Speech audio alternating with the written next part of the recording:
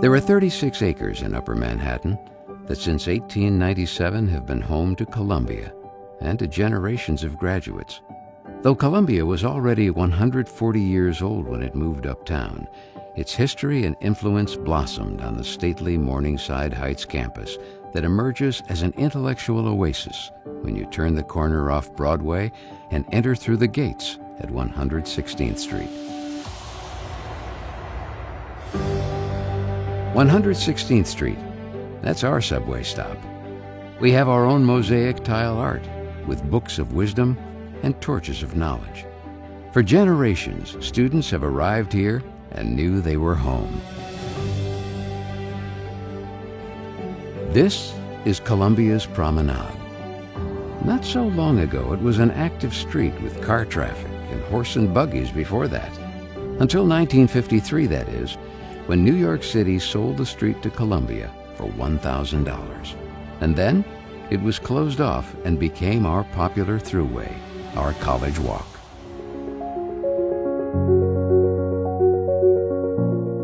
It's been decades since Columbia's sundial actually told anyone the date.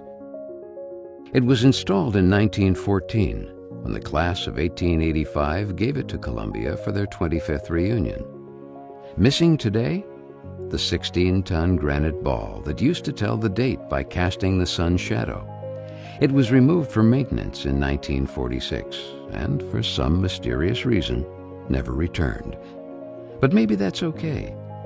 In place of that missing ball are students, friends, and faculty, catching up or just taking a pause to see the sunset behind Butler Library. Named after a college alum who became university president, Butler is home to over 2 million humanities and history texts, tucked within its famed Butler stacks. Those who enter its front doors are greeted by Athena, inviting them to a world of knowledge, or at least late nights pursuing it. While every student has their favorite nook, all relish the grandeur and quiet hum of Wien Reference Room. Here, students come to study, dream, and sometimes both. The Thinker, resting in front of Philosophy Hall, a bronze casting from the Musée Rodin. He reminds us of our aspirations to be intellectual, to be philosophers, to be deliberate, thinking humans. You may not know that Rodin was inspired by Dante and the Divine Comedy when he sculpted the Thinker. Dante, who's never left the Lit-Hum syllabus in 100 years.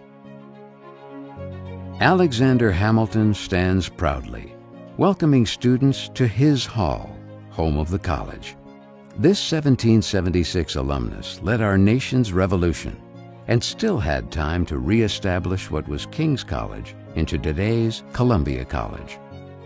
Famed for his oratory skills, Hamilton began a debate club at the college with his roommate, practicing some of his first essays with classmates.